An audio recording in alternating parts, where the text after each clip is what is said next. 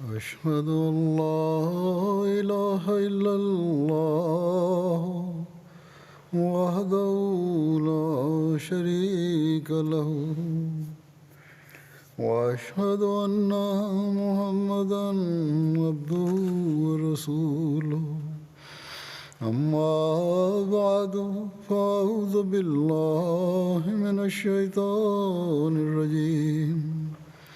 بسم الله الرحمن الرحيم الحمد لله رب العالمين الرحمن الرحيم مالك يوم الدين إياك نعبد وإياك نستعين اهدنا الصراط المستقيم صراط الذين أنعمت عليهم غير المغضوب عليهم ولا الضالين.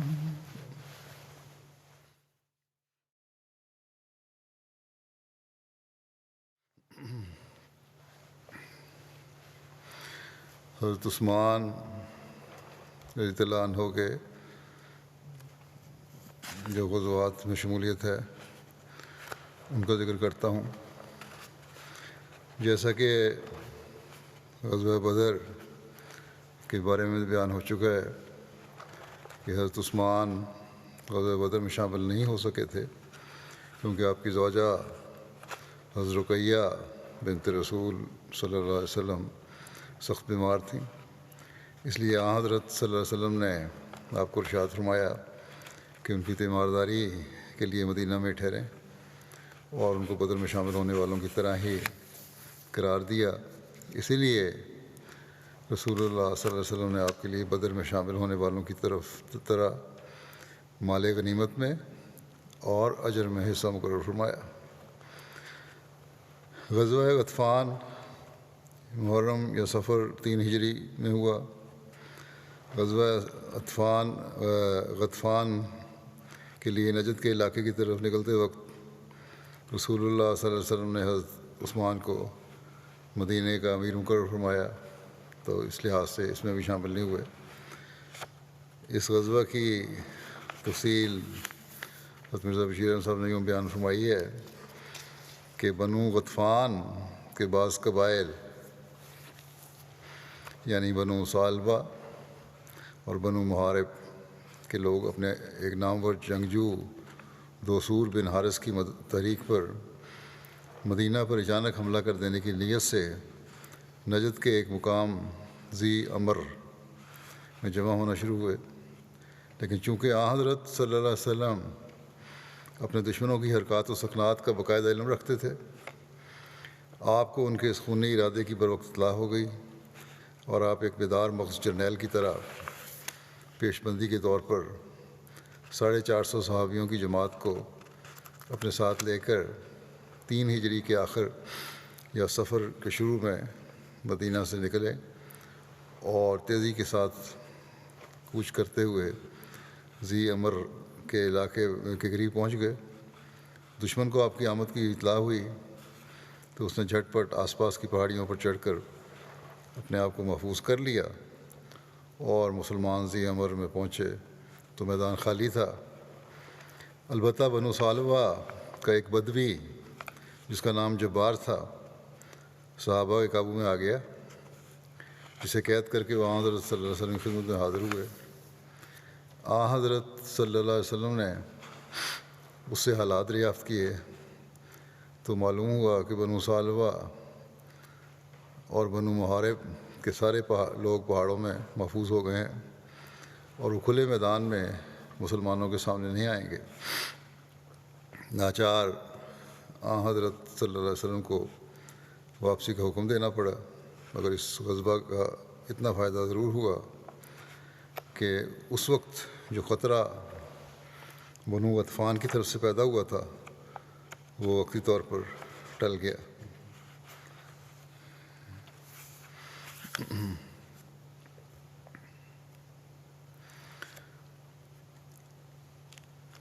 حضرت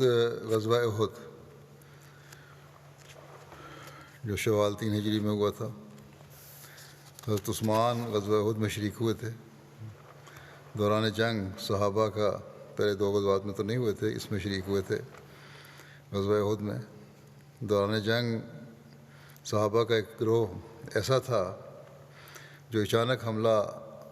اور آن حضرت صلی اللہ علیہ وسلم کی شہادت کی خبر سن کر میدان سے ادھر ادھر ہو گیا، اور ایک وقت ایسا آیا کہ نبی کریم صلی اللہ علیہ وسلم کے ہمراہ صرف 12 صحابہ کا ایک چھوٹا سا گروہ رہ گیا تھا۔ حضرت عثمان پہلے گروہ میں سے تھے۔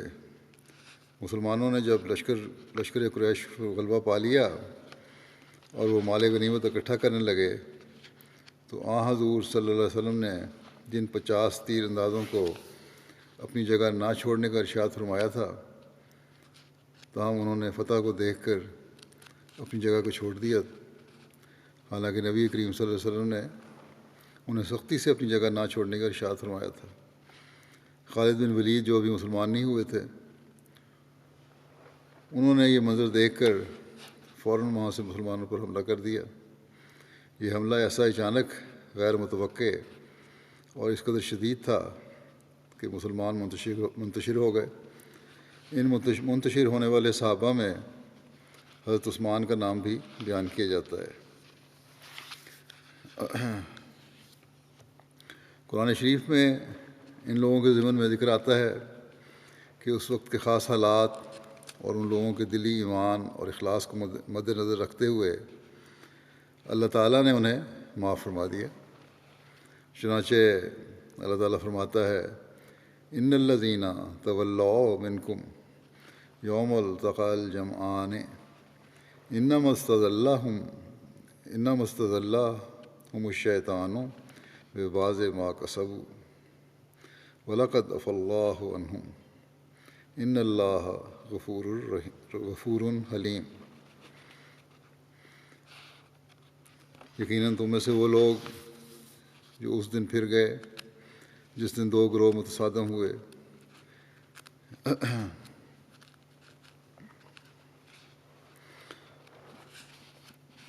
یقیناً شیطان نے انہیں پھسلا دیا تھا بعض ایسے اعمال کی وجہ سے جو وہ بجا لائے،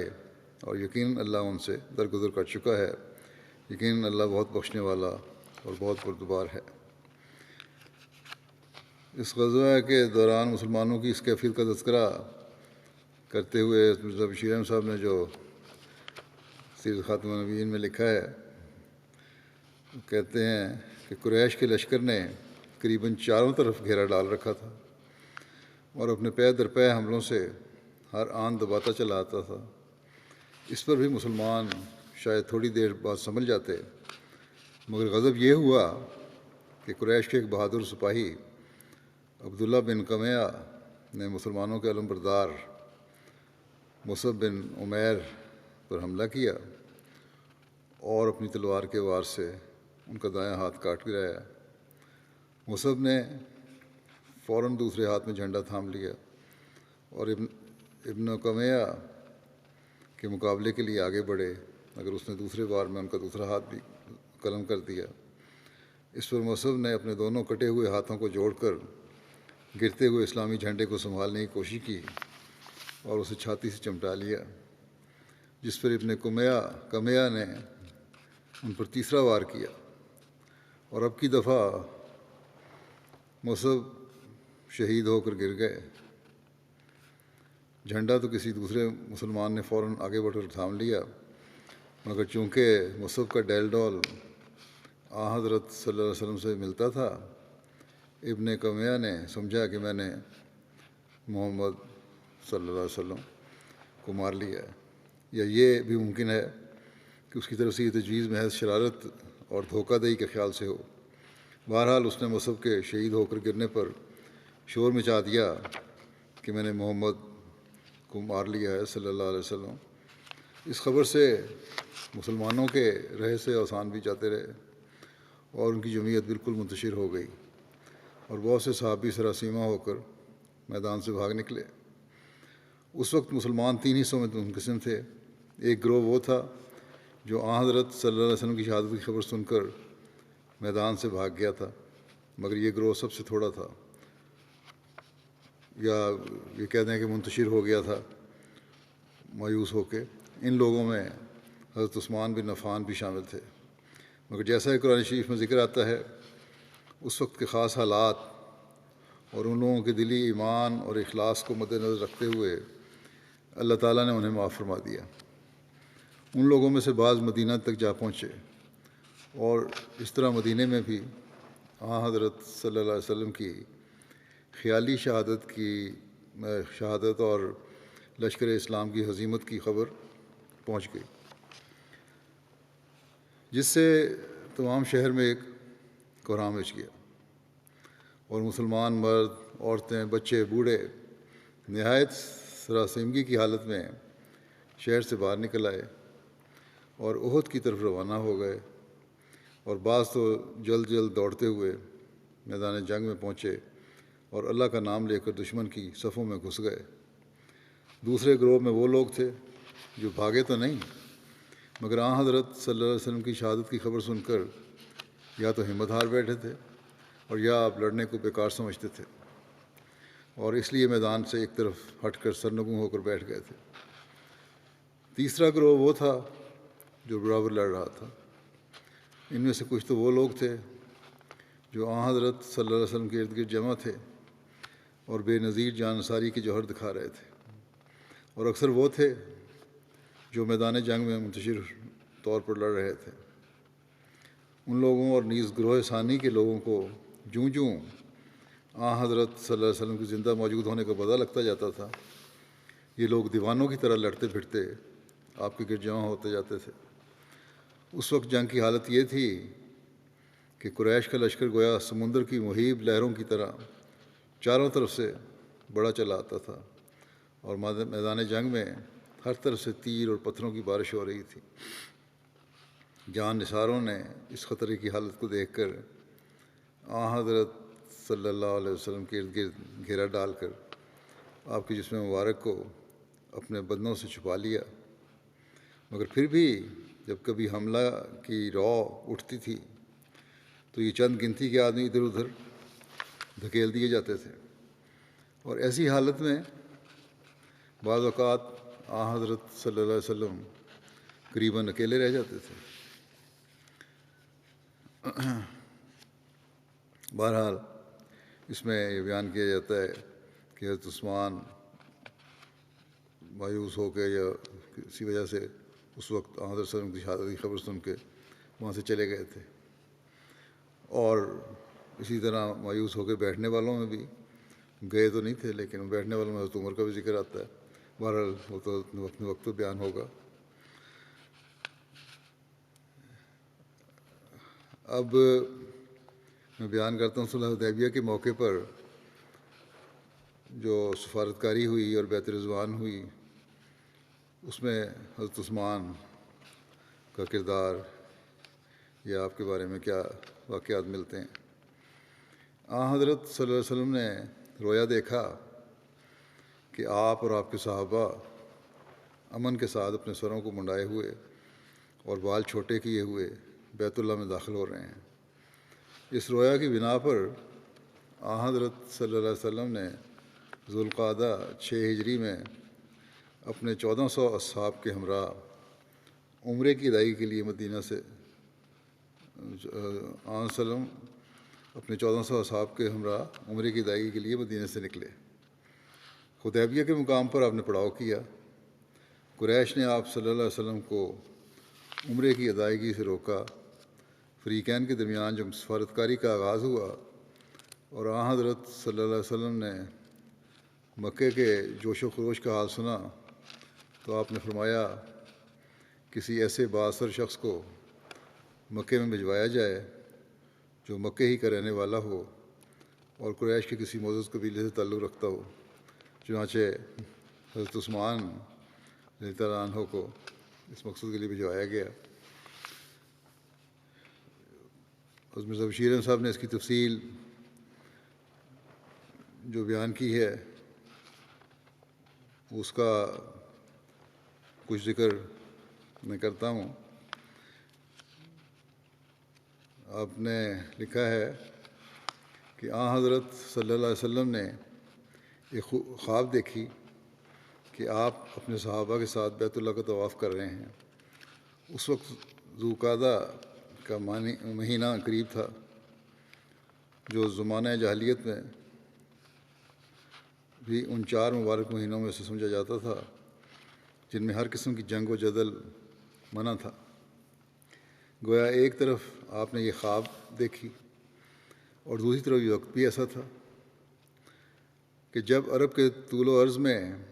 جنگ کا سلسلہ رک کر امن و امان ہو جاتا تھا۔ گو یہ حج کے دن نہیں تھے اور ابھی تک اسلام میں حج باقاعدہ طور پر مقرر بھی نہیں ہوا تھا،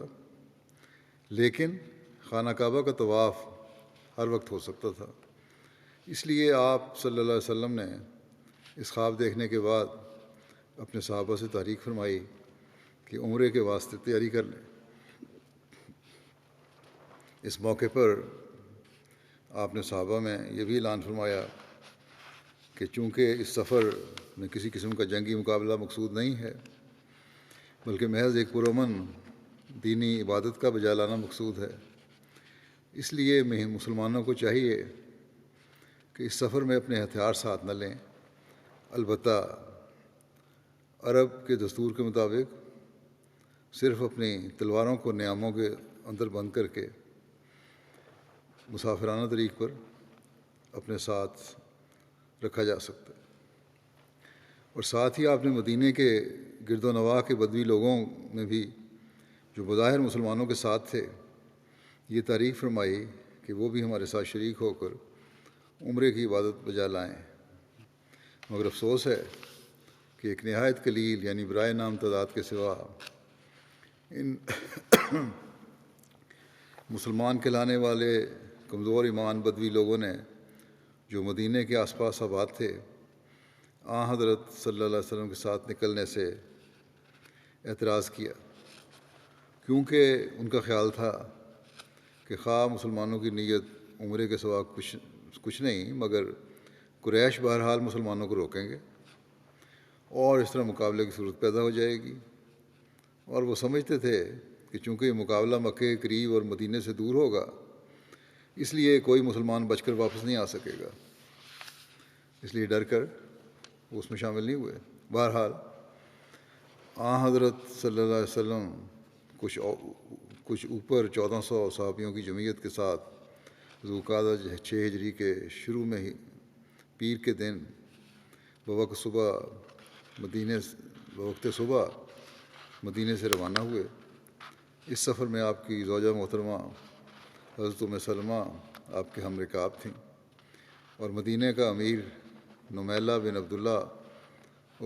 کو اور امام الصلاۃ عبداللہ بن ام مکتوم کو جو آنکھوں سے معذور سے مقرر کیا گیا۔ جب آپ ذوالحلیفہ میں پہنچے جو مدینہ سے قریباً 6 میل کے فاصلے پر مکے کے راستے پر واقع ہے، تو آپ نے ٹھہرنے کا حکم دیا اور نماز ظہر کی ادائیگی کے بعد قربانی کے اونٹوں کو جو تعداد میں 70 تھے نشان لگائے جانے کا ارشاد فرمایا، اور صحابہ کو ہدایت فرمائی کہ وہ حاجیوں کا مخصوص لباس جو اصطلاحاً احرام کہلاتا ہے پہن لیں، اور آپ نے خود بھی احرام باندھ لیا، اور پھر قریش کے حالات کا علم حاصل کرنے کے لیے کہ آیا وہ کسی شرارت کا ارادہ تو نہیں رکھتے، ایک خبر رساں بصر بن سفیان نامی کو جو قبیلہ خدا سے تعلق رکھتا تھا، جو مکے کے قرب میں آباد تھا، آگے بھجوا کر آہستہ آہستہ مکے کی طرف روانہ ہوئے، اور مزید احتیاط کے طور پر مسلمانوں کی بڑی جمعیت کے آگے آگے رہنے کے لیے عباد بن بشر کی کمان میں 20 سواروں کا ایک دستہ بھی متعین فرمایا۔ جب آپ چند روز کے سفر کے بعد اسفان کے قریب پہنچے جو مکہ سے تقریباً 2 منزل کے راستے پر واقع ہے، تو یہ کہا جاتا ہے کہ ایک منزل 9 میل کا ہوتی ہے، تو آپ کے خبر رساں نے واپس آ کر آپ کی خدمت میں اطلاع دی کہ قریش مکہ بہت جوش میں ہیں اور آپ کو روکنے کا پختہ عزم کیے ہوئے ہیں، حتیٰ کہ ان میں سے بعض نے اپنے جوش اور وحشت کے اظہار کے لیے چیتوں کی کھالیں پہن رکھی ہیں اور جنگ کا پختہ عزم کر کے باہر صورت مسلمانوں کو روکنے کا ارادہ رکھتے ہیں۔ یہ بھی معلوم ہوا کہ قریش نے اپنے چند جاں باز سواروں کا ایک دستہ خالد بن ولید کی کمان میں، جو اس وقت تک مسلمان نہیں ہوئے تھے، آگے بھجوا دیا ہے، اور یہ کہ یہ دستہ اس وقت مسلمانوں کے قریب پہنچا ہوا ہے، اور اس دستے میں اکرمہ بن ابو جہل بھی شامل ہے، وغیرہ وغیرہ۔ حضرت صلی اللہ علیہ وسلم نے یہ خبر سنی تو تصادم سے بچنے کی غرض سے صحابہ کو حکم دیا کہ مکے کے معروف راستے کو چھوڑ کر دائیں جانب ہوتے ہوئے آگے بڑھیں۔ چنانچہ مسلمان ایک دشوار گزار اور کٹھن راستے پر پڑ کر سمندر کی جانب ہوتے ہوئے آگے بڑھنا شروع ہوئے۔ جب آپ صلی اللہ علیہ وسلم اس نئے راستے پر چلتے ہوئے حدیبیہ کے قریب پہنچے، جو مکے سے ایک منزل یعنی صرف 9 میل کے فاصلے پر ہے، اور حدیبیہ کی گھاٹیوں پر سے مکے کی وادی کا آغاز ہو جاتا ہے، تو آپ کی اونٹنی جو القصویٰ کے نام سے مشہور تھی اور بہت سے غزوات میں آپ کے استعمال میں رہ چکی تھی، یکلخت پاؤں پھیلا کر زمین پر بیٹھ گئی اور باوجود اٹھانے کے اٹھنے کا نام نہ لیتی تھی۔ صحابہ نے عرض کیا کہ شاید یہ تھک گئی ہے، مگر حضرت صلی اللہ علیہ وسلم نے فرمایا نہیں، یہ تھکی نہیں، اور نہ ہی اس طرح تھک کر بیٹھ جانا اس کی عادت میں داخل ہے، بلکہ حق یہ ہے کہ جس بالا ہستی نے اس سے پہلے اصحاب فیل کے ہاتھی کو مکہ کی طرف بڑھنے سے روکا تھا،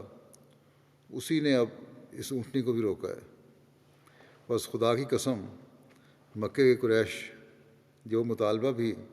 حرم کی عزت کے لیے مجھ سے کریں گے، میں اسے قبول کروں گا، یہ آپ نے فرمایا۔ اس کے بعد آپ صلی اللہ علیہ وسلم نے اپنی اونٹنی کو پھر اٹھنے کی آواز دی، اور خدا کی قدرت کہ اس دفعہ وہ جھٹ اٹھ کر چلنے کو تیار ہو گئی۔ اس پر آپ اسے وادی حدیبیہ کے پرلے کنارے کی طرف لے گئے اور وہاں ایک چشمے کے پاس ٹھہر کر اونٹنی سے نیچے اتر آئے،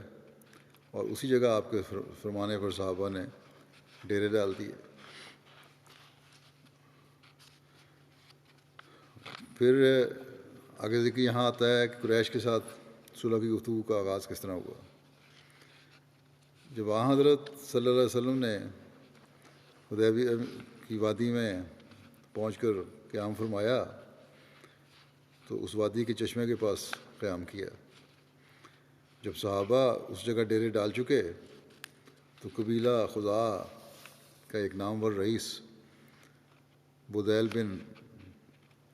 ورقہ نامی، جو قریب ہی کے علاقے میں آباد تھا، اپنے چند ساتھیوں کے ساتھ حضرت صلی اللہ علیہ وسلم کی ملاقات کے لیے آیا، اور اس نے آپ سے عرض کیا کہ مکے کے رؤساء جنگ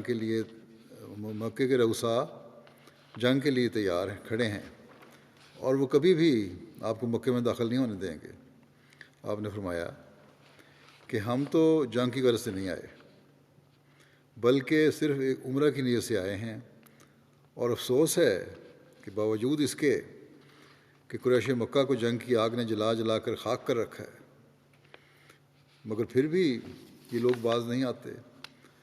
اور میں تو ان لوگوں کے ساتھ اس سمجھوتے کے لیے بھی تیار ہوں کہ وہ میرے خلاف جنگ بند کر کے مجھے دوسرے لوگوں کے لیے آزاد چھوڑ دیں۔ مکے والوں سے میں کوئی تعلق نہیں کرتا، کچھ ان سے تعلق نہیں رکھوں گا، اور دوسرے لوگوں کو اسلام کو پیغام پہنچاؤں گا، لیکن اگر انہوں نے میری اس تجویز کو بھی رد کر دیا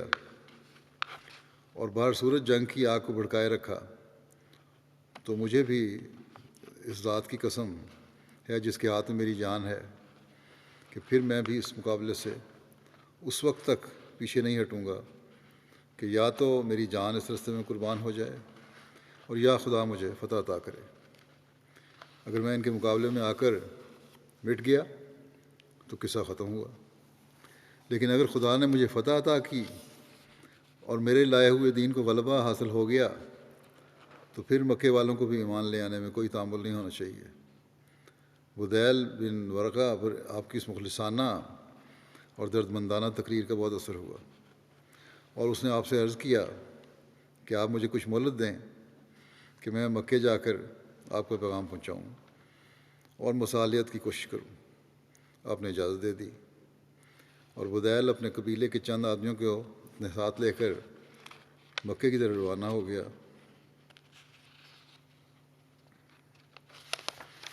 جب بدیل بن ورقہ مکے میں پہنچا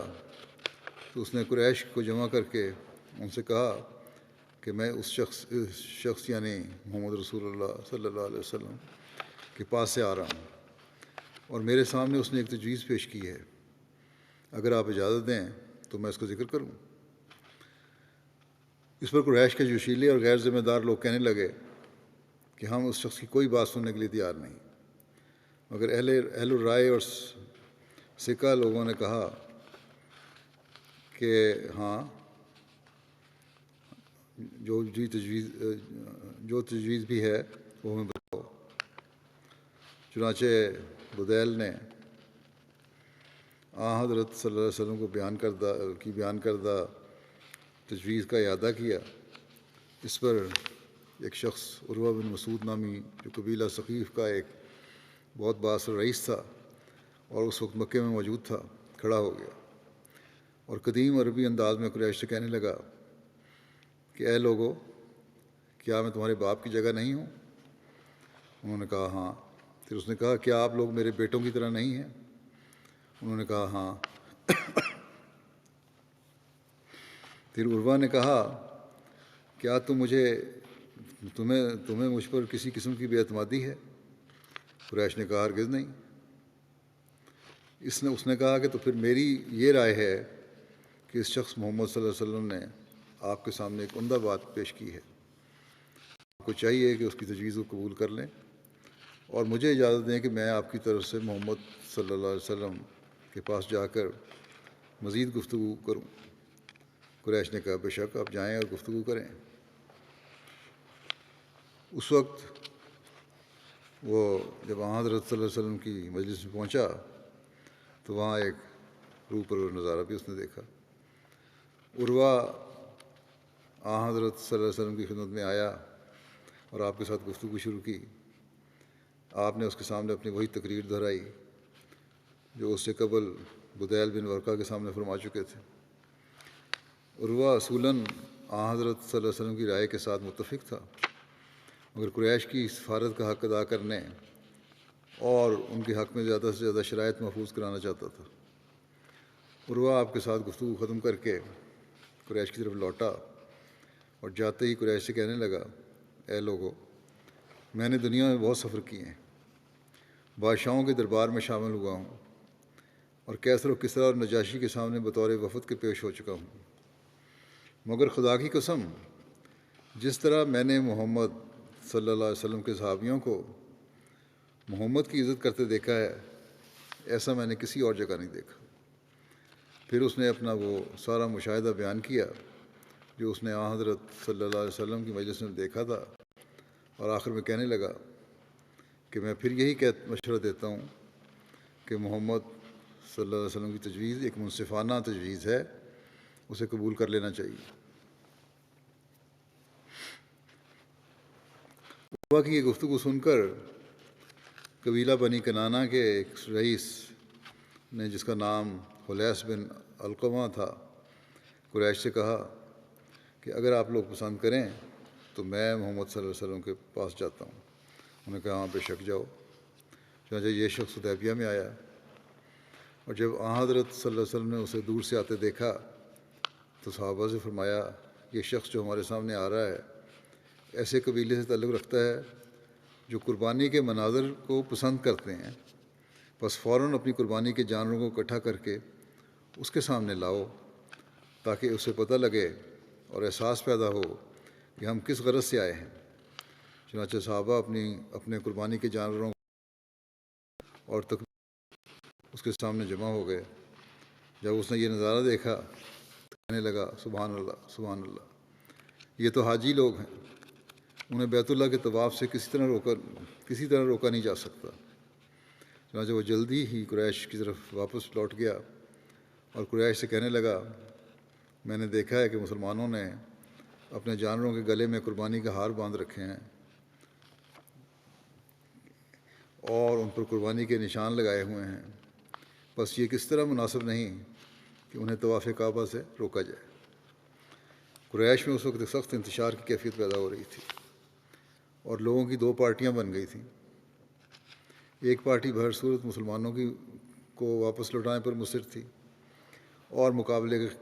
کے خیالات پر سختی سے قائم تھی، مگر دوسری پارٹی اسے اپنے قدیم مذہبی روایات کے خلاف پا کر خوفزدہ ہو رہی تھی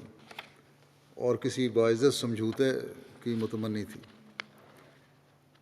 اس لیے یہ فیصلہ معلق چلا جا رہا تھا۔ اس موقع پر ایک عربی رئیس مکرز بن حفص نامی نے قریش سے کہا کہ مجھے جانے دو، میں کوئی فیصلہ کی راہ نکالوں گا۔ قریش نے کہا اچھا تم بھی کوشش کر کے دیکھ لو۔ چنانچہ وہ حضرت صلی اللہ علیہ وسلم کے پاس آیا۔ حضرت صلی اللہ علیہ وسلم نے اسے دور سے آتے دیکھا تو فرمایا خدا خیر کرے، یہ آدمی تو اچھا نہیں۔ بہرحال مکرز آپ کے پاس آیا اور گفتگو کرنے لگا، مگر ابھی وہ بات کر ہی رہا تھا کہ مکے کا ایک نامور رئیس سہیل بن عمر حضرت صلی اللہ علیہ وسلم کی خدمت میں حاضر ہوا، جسے غالباً قریش نے اپنی گھبراہٹ میں مکرز کی واپسی کا انتظار کرنے کے بغیر بھجوا دیا تھا۔ حضرت صلی اللہ علیہ وسلم نے سہیل کو آتے دیکھا تو فرمایا یہ سہیل آتا ہے، اب خدا نے چاہا تو معاملہ آسان ہو جائے گا۔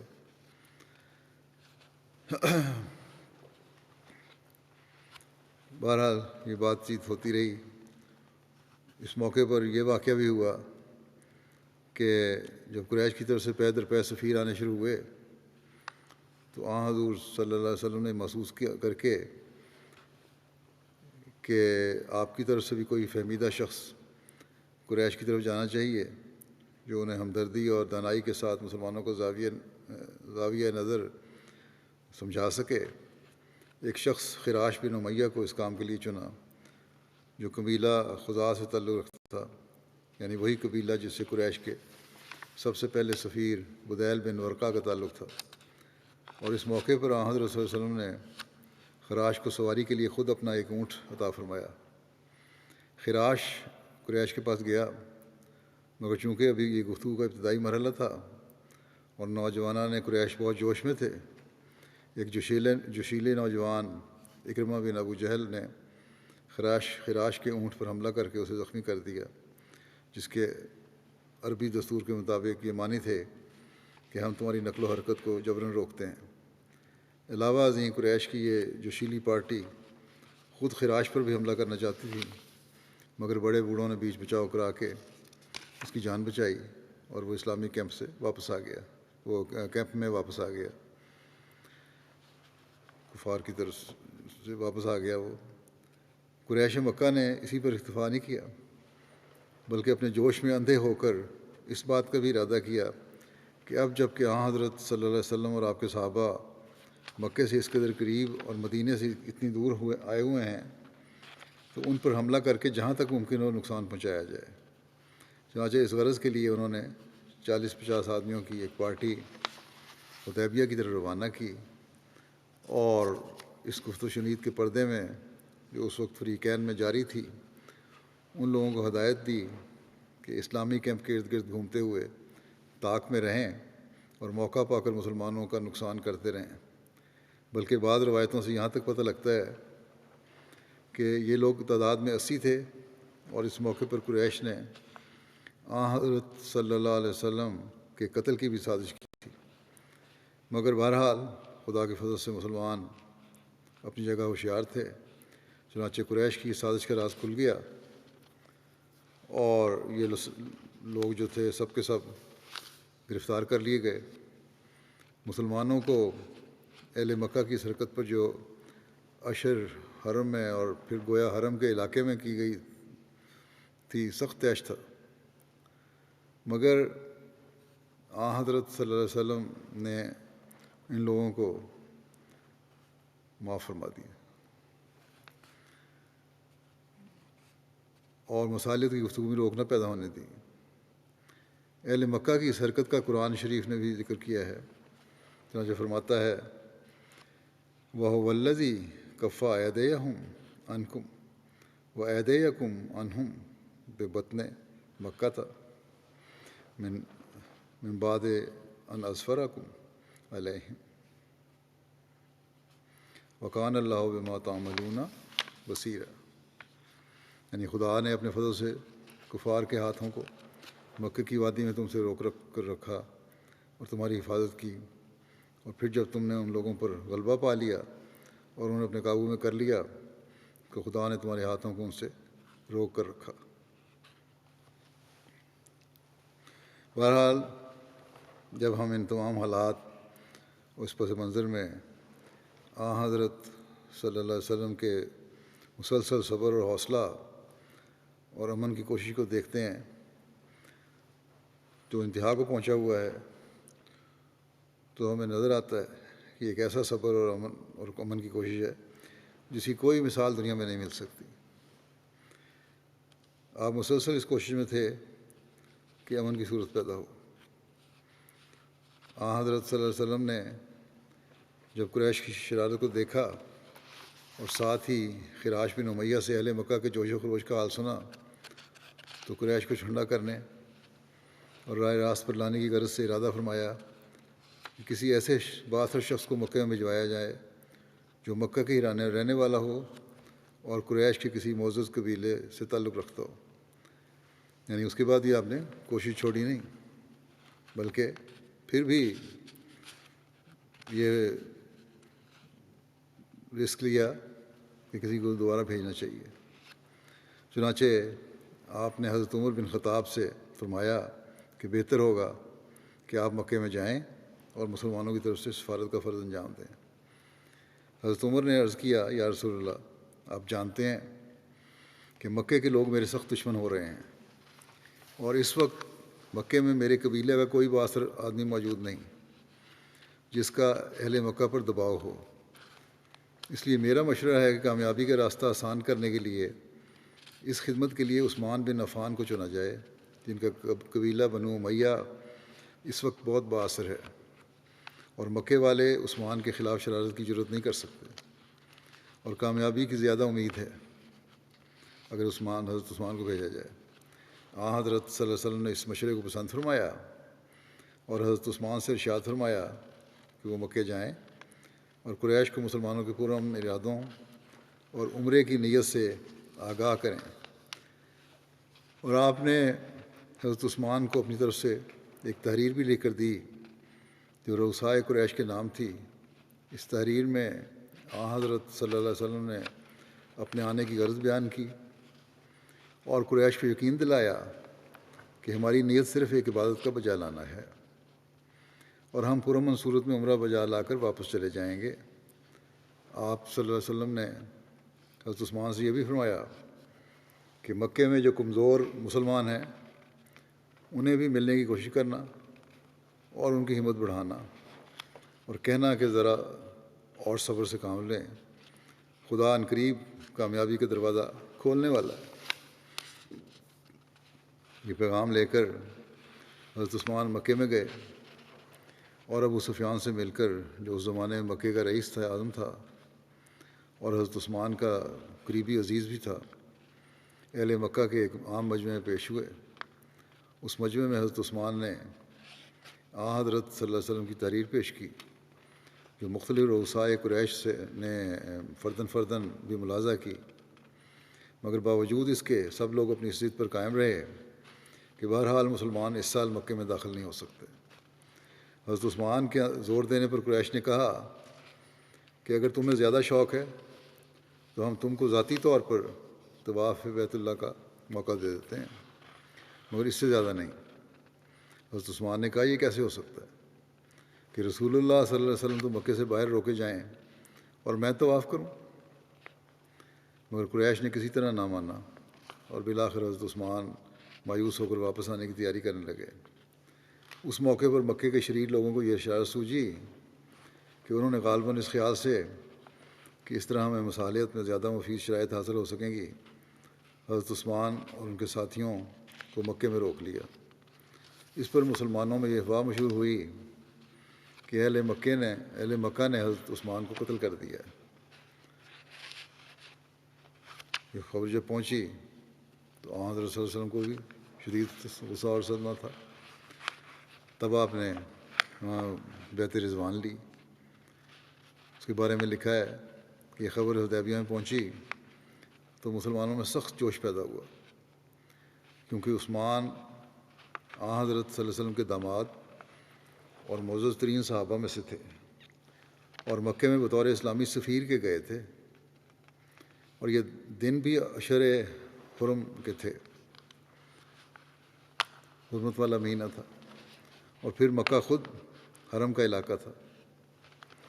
حضرت صلی اللہ علیہ وسلم نے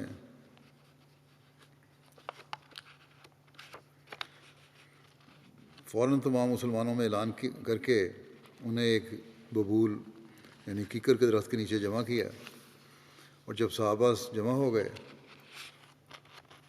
تو اس خبر کا ذکر کر کے فرمایا کہ اگر یہ اطلاع درست ہے تو خدا کی قسم ہم اس جگہ سے اس وقت تک نہیں ٹلیں گے کہ عثمان کا بدلہ نہ لے لیں۔ پھر آپ نے صحابہ سے فرمایا، آؤ اور میرے ہاتھ پر ہاتھ رکھ کر جو اسلام میں بیعت کا طریقہ ہے یہ عہد کرو کہ تم میں سے کوئی شخص پیٹھ نہیں دکھائے گا اور اپنی جان پر کھیل جائے گا، مگر کسی حال میں اپنی جگہ نہیں چھوڑے گا۔ اس اعلان پر صحابہ بیعت کے لیے اس طرح لپکے کہ ایک دوسرے پر گرے پڑتے تھے، اور ان 1400-1500 مسلمانوں کا کہ یہی اس وقت اسلام کی جمع پونجی تھی، سارے کل مسلمان تھے، ایک ایک فرد اپنے محبوب آقا کے ہاتھ پر گویا دوسری دفعہ بک گیا۔ جب بیعت ہو رہی تھی تو حضرت صلی اللہ علیہ وسلم نے اپنا بایاں ہاتھ اپنے دائیں ہاتھ پر رکھ کر فرمایا کہ یہ عثمان کا ہاتھ ہے، کیونکہ اگر وہ یہاں ہوتا تو اس مقدس سودے میں کسی سے پیچھے نہ رہتا، لیکن اس وقت وہ خدا اور اس کے رسول کے کام میں مصروف ہے۔ اس طرح یہ بجلی کا سا منظر اپنے اختتام کو پہنچا۔ اسلامی تاریخ میں یہ بیعت رضوان کے نام سے مشہور ہے، یعنی وہ بیعت جس میں مسلمانوں نے خدا کی کامل رضامندی کا انعام حاصل کیا۔ قرآن شریف نے بھی اس بیعت کا خاص طور پر ذکر فرمایا ہے، چنانچہ فرماتا ہے، لقد رضی اللہ عن المؤمنین اذ یبایعونک تحت الشجرۃ وعلم ما فی قلوبہم وانزل السکینۃ علیہم واصابہم فتحا قریبا۔ یعنی اللہ تعالیٰ خوش ہو گیا مسلمانوں سے جبکہ اے رسول وہ ایک درخت کے نیچے تیری بیعت کر رہے تھے، کیونکہ اس بیعت سے ان کے دلوں کا مخفی اخلاص خدا کے ظاہری علم میں آ گیا، سو خدا نے بھی ان پر سکینت نازل فرمائی اور انہوں نے ایک قریب کی فتح کا انعام عطا کیا۔ صحابہ کرام بھی ہمیشہ اس بیعت کو بڑے فخر اور محبت کے ساتھ بیان کیا کرتے تھے، اور ان میں سے اکثر بعد میں آنے والے لوگوں سے کہا کرتے تھے کہ تم تو مکہ کی فتح کو فتح شمار کرتے ہو، مگر ہم بیعت رضوان ہی کو فتح خیال کرتے تھے، اور اس میں شبہ نہیں کہ یہ بیعت اپنے قوائف کے ساتھ مل کر ایک نہایت عظیم الشان فتح تھی، نہ صرف اس لیے کہ اس نے آئندہ فتوحات کا دروازہ کھول دیا، بلکہ اس لیے بھی کہ اس سے اسلام کی اس جاں فروشانہ روح کا جو دین محمدی کا گویا مرکزی نقطہ ہے ایک نہایت شاندار رنگ میں اظہار ہوا، اور فدائیان اسلام نے اپنے عمل سے بتا دیا کہ وہ اپنے رسول اور اس رسول کی لائی ہوئی صداقت کے لیے ہر میدان میں اور اس میدان کے ہر قدم پر موت و حیات کے سودے کے لیے تیار ہیں۔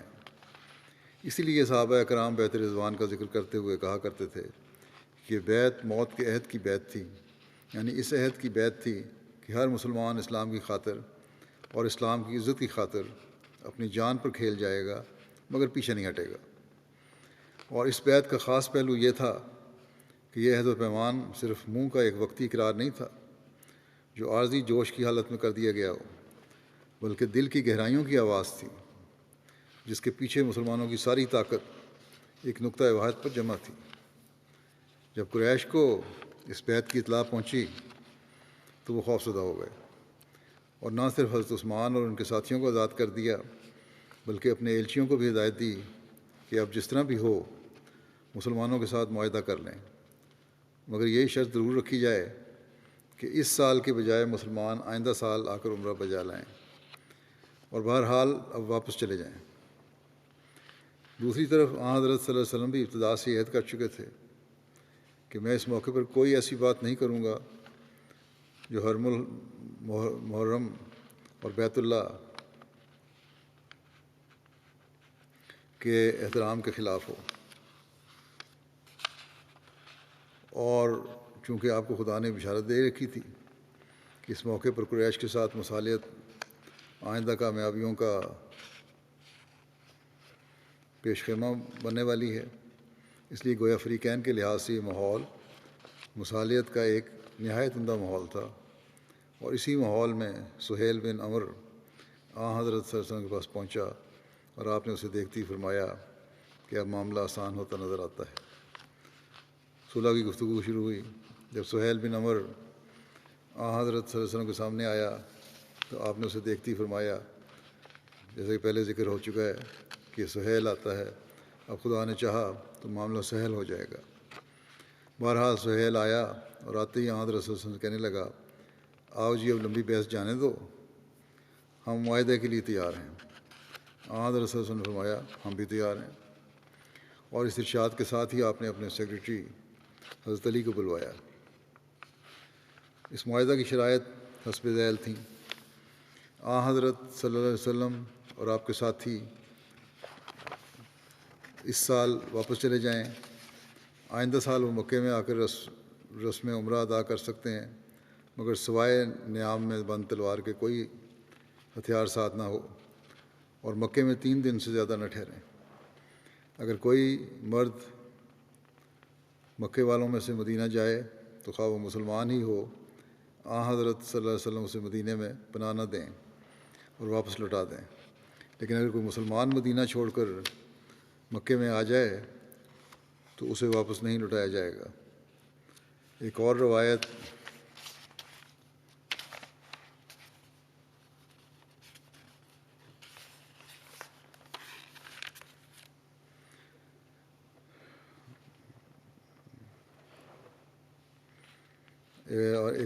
میں یہ ہے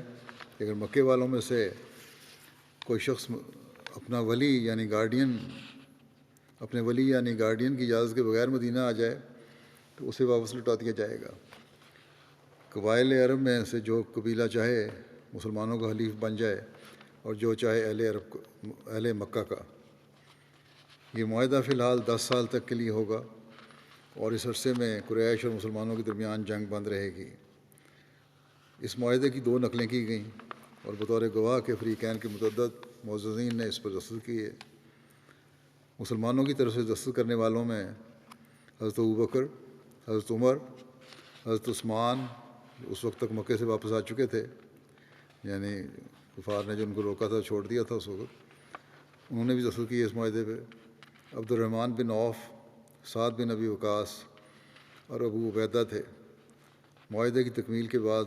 سہیل بن عمر معاہدہ کی ایک نقل لے کر مکے کی طرف واپس لوٹ گیا، اور دوسری نقل حضرت صلی اللہ علیہ وسلم کے پاس رہی۔ حضرت مسلم موعود رضی اللہ عنہ نے اس واقعے کو اپنے الفاظ میں اس طرح بیان فرمایا ہے۔ آپ فرماتے ہیں کہ بعض ارد گرد کے لوگوں نے مکے والوں سے اصرار کیا کہ یہ لوگ صرف طواف کے لیے آئے ہیں، آپ ان کو کیوں روکتے ہیں؟ مگر مکے کے لوگ اپنی ضد پر قائم رہے۔ اس پر بیرونی قبائل کے لوگوں نے مکے والوں سے کہا کہ آپ لوگوں کو یہ طریق بتاتا ہے کہ آپ کو شرارت مد نظر ہے، صلح مد نظر ہی نہیں، اس لیے ہم آپ کا ساتھ دینے کے لیے تیار نہیں ہیں۔ یہ ایک نئی بات ہے جو مسلم عہدے بیان فرمائی ہے کہ ارد گرد کے قبائل کا بھی پریشر تھا۔ اس پر مکے کے لوگ ڈر گئے،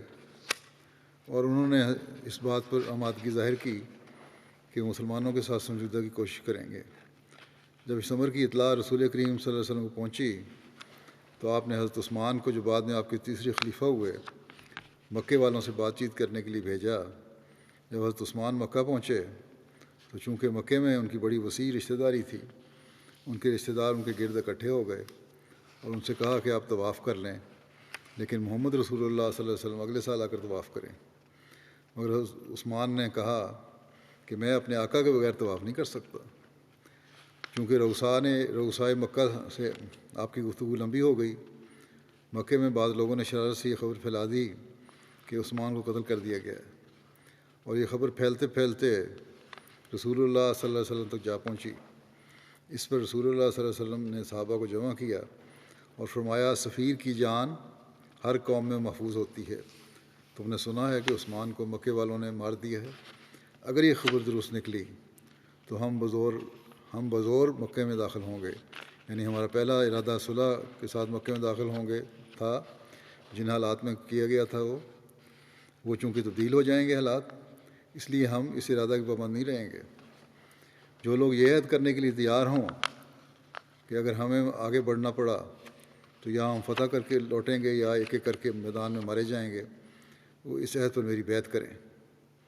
آپ کا یہ اعلان کرنا تھا کہ 1500 زائر جو آپ کے ساتھ آیا تھا یکدم 1500 سپاہی کی شکل میں بدل گیا، اور دیوانہ وار ایک دوسرے پر پھاندتے ہوئے انہوں نے رسول اللہ صلی اللہ علیہ وسلم کے ہاتھ پر دوسروں سے پہلے بیعت کرنے کی کوشش کی۔ یہ بیعت تمام اسلامی تاریخ میں بہت بڑی اہمیت رکھتی ہے اور درخت کا عہد نامہ کہلاتی ہے، کیونکہ جس وقت یہ بیعت لی گئی اس وقت رسول کریم صلی اللہ علیہ وسلم ایک درخت کے نیچے بیٹھے تھے۔ جب تک اس بیعت میں شامل ہونے والا آخری آدمی بھی دنیا میں زندہ رہا، وہ فخر سے اس بات کا ذکر کیا کرتا تھا، کیونکہ 1500 آدمیوں میں سے ایک شخص نے بھی عہد کرنے سے دریغ نہ کیا تھا کہ اگر دشمن نے اسلامی سفیر کو مار دیا ہے تو آج 2 صورتوں میں سے ایک ضرور پیدا کر کے چھوڑیں گے، یا وہ شام سے پہلے پہلے مکہ کو فتح کر کے چھوڑیں گے، یا شام سے پہلے پہلے میدان جنگ میں مارے جائیں گے۔ لیکن ابھی بیعت سے مسلمان فارغ ہی ہوئے تھے کہ حضرت عثمان واپس آ گئے اور انہوں نے بتایا کہ مکے والے اس سال تو عمرے کی اجازت نہیں دے سکتے، مگر آئندہ سال اجازت دینے کے لیے تیار ہیں۔ چنانچہ اس بارے میں معاہدہ کرنے کے لیے انہوں نے اپنے نمائندہ مقرر کر دیے۔ حضرت عثمان کے آنے کے تھوڑی دیر کے بعد مکے کا ایک رئیس سہیل نامی معاہدے کے لیے آپ کی خدمت میں حاضر ہوا اور یہ معاہدہ لکھا گیا۔ یہ ذکر چل رہا ہے ابھی عثمان کا، باقی انشاءاللہ آئندہ بیان ہوگا۔ دعاؤں کی طرف آج ابھی میں توجہ دلانا چاہتا ہوں۔ پاکستان کے حالات کے لیے خاص طور پر دعا کریں۔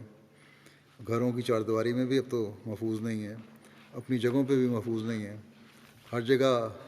جہاں مولوی کہتا ہے پولیس والے پہنچ جاتے ہیں۔ بعض شریف پولیس والے ایسے بھی ہیں جو کہتے ہیں ہماری ہمدردیاں آپ کے ساتھ ہیں، لیکن ہم کیا کریں کہ ہمیں پریشر اتنا پڑتا ہے کہ ہمارے افسران جو کہتے ہیں پھر ہمیں کرنا پڑتا ہے۔ تو اللہ تعالیٰ ایسے بد فطرت افسران سے بھی ہماری جان چھڑائے، ملک کی جان چھڑائے، اور ہر احمدی کو آزادی سے اور محفوظ طریقے پر اپنے وطن میں رہنے کی توفیق عطا فرمائے۔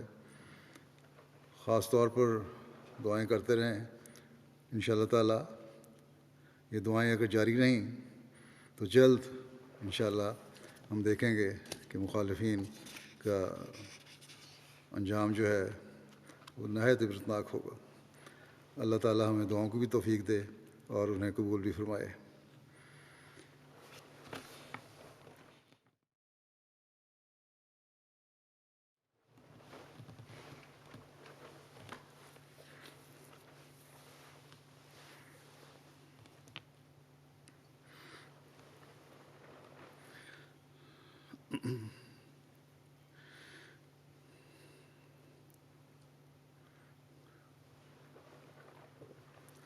الحمد لله نحمده ونستعينه